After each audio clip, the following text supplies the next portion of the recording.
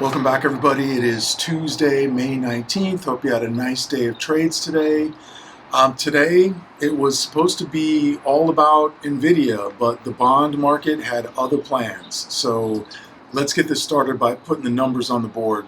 The S&P 500 closed down 0.67%, settling at $7,353.61.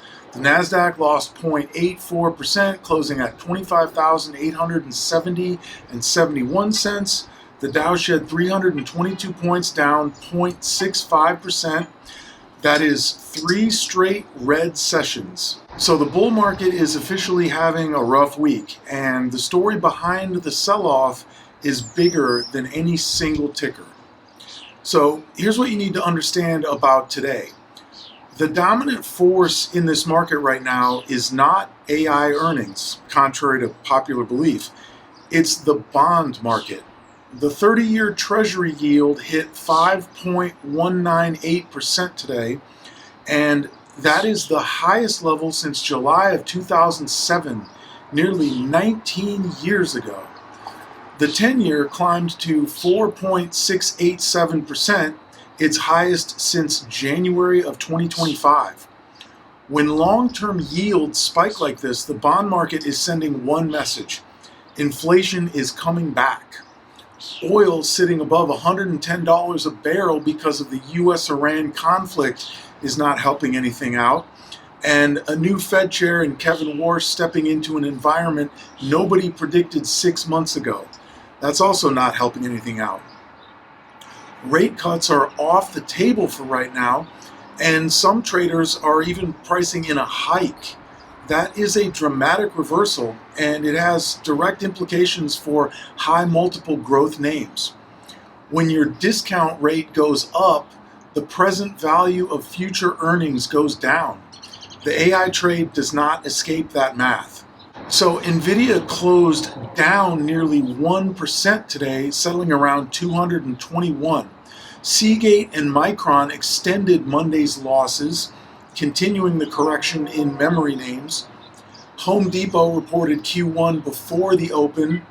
They beat on revenue at $41.77 billion. They beat on adjusted EPS at $3.43, and yet it's still closed lower.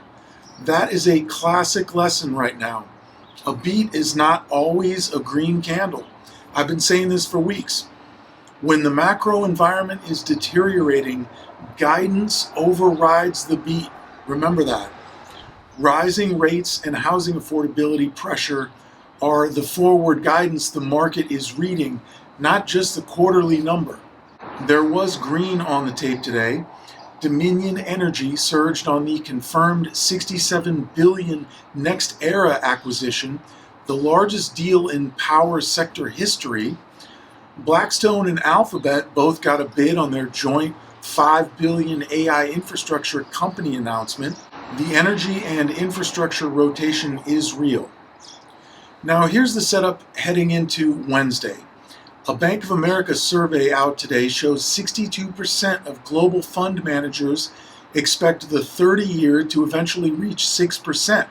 Bull capitulation may be underway. The firm's own sell signal just triggered. But none of that may matter tomorrow night because Nvidia reports after the close. And here's the critical data point. Nasdaq futures are sitting at the largest net short position since the 2023 lows. If Jensen Huang delivers, and he usually does, that short squeeze could be dramatic. So that's it for today. Stay locked in and keep your eyes open for tomorrow. Nvidia especially.